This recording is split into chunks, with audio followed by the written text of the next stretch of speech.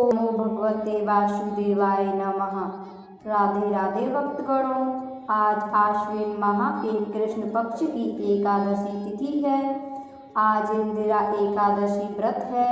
आश्विन माह का कृष्ण पक्ष पितृ पक्ष के नाम से जाना जाता है और इसमें पितरों के लिए श्राद्ध तर्पण आदि करते हैं। पितृपक्ष की यह एकादशी बहुत ही खास है।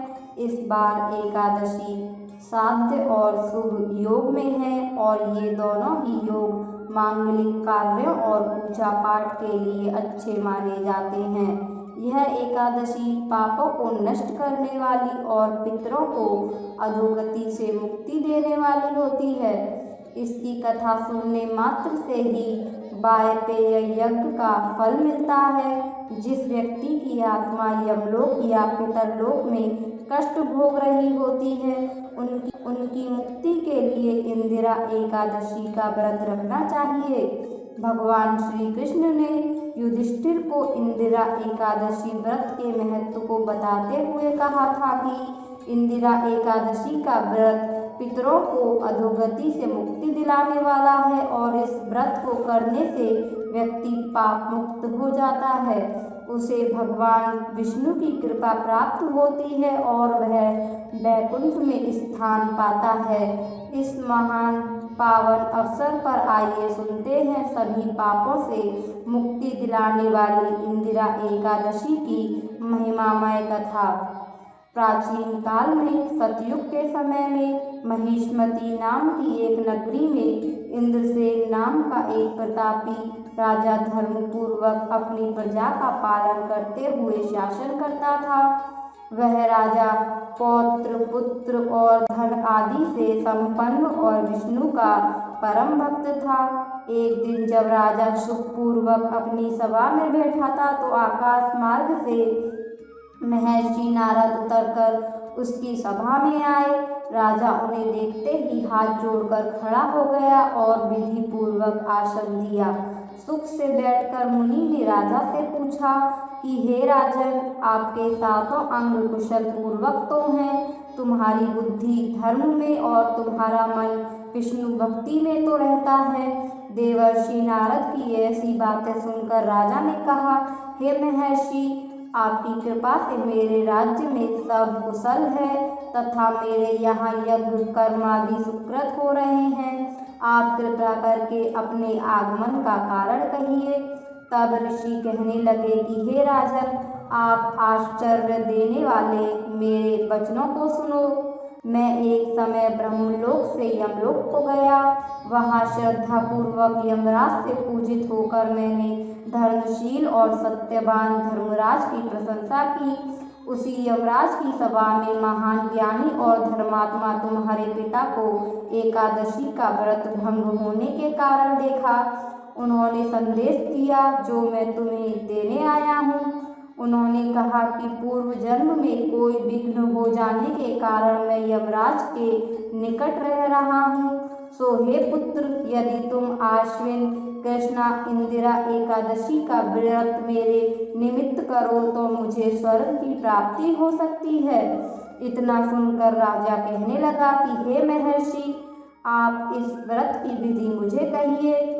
नारद जी कहने लगे, आश्विन माह की कृष्ण पक्ष की 10वीं तिथि के दिन प्रातःकाल श्रद्धा पूर्वक स्नान आदि से निवृत्त होकर पुनः दोपहर को नदी आदि में जाकर स्नान करो। फिर श्रद्धा पूर्वक पितरों का श्राद्ध करो और एक बार भोजन करो। प्रातःकाल होने पर एकादशी के दिन दातून आदि करके स्नान करो। फिर व्रत के नियमों को भक्ति पूर्वक ग्रहण करते हुए प्रतिज्ञा करो कि मैं आज संपूर्ण भोगों को त्याग कर निराहार एकादशी का व्रत करूँगा। हे अच्युत, हे पुंडरीकाक्ष, मैं आपकी शरण में हूँ, आप मेरी रक्षा कीजिए। इस प्रकार नियम पूर्वक शालिग्राम की मूर्ति के आगे विधि पूर्वक श्राद्ध करके योग्य ब्राह्मणों को फलाहार का भोजन कराएं और दक्षिणा दें। पितरों के श्राद्ध से जो बच जाए उसको सूंघ कर गाय को दें तथा धूप दीप गंध पुष्प नैवेद्य आदि सब सामग्री से ऋषिकेश भगवान का पूजन करें।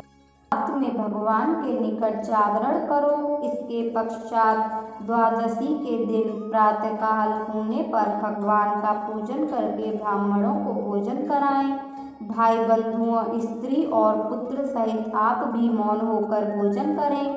नारद जी कहने लगे कि हे राजन, इस विधि से यदि तुम आलस्य रहित होकर इस एकादशी का व्रत करोगे तो तुम्हारे पिता अवश्य ही स्वर्गलोक हो जाएंगे। इतना कहकर नारद जी अंतर्ध्यान हो गए। राजा इंद्रसेन को जब अपने पिता के यमलोक में होने की बात पता चली तो वह बहुत दुखी हुए।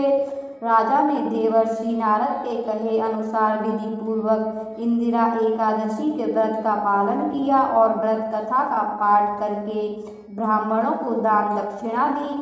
जिसके बाद आकाश से पुष्प वर्षा हुई और उस राजा का पिता गरुड़ पर चढ़कर विष्णु लोक को गया। राजा इंद्रसेन भी एकादशी के व्रत के प्रभाव से निसंकटक राज्य करके अंत में अपने पुत्र को सिंहासन पर बैठाकर स्वर्गलोक हो गए। इंदिरा एकादशी व्रत कथा यहीं समाप्त होती है। भक्तों, इंदिरा एकादशी के दिन आप कुछ विशेष काम करते हैं तो इससे 7 पीढ़ियों के पितृ तृप्त हो जाते हैं। घर में कभी धन अन्न सुख की कमी नहीं होती।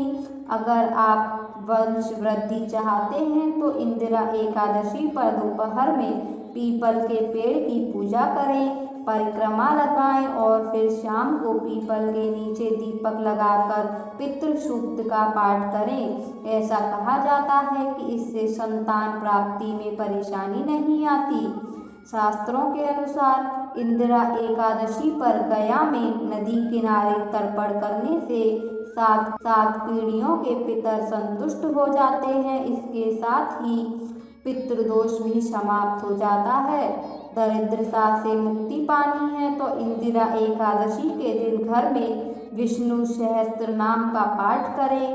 कहते हैं इससे परिवार में कलेश नहीं होते, संपत्ति के कार्य में सफलता मिलती है, वैवाहिक जीवन में तनाव की स्थिति है, पति पत्नी के बीच झगड़े होते रहते हैं तो इंदिरा एकादशी पर पीला अनाज फल मंदिर में दान दें। इससे शादीशुदा जिंदगी में फिर से खुशियाँ लौट आएंगी।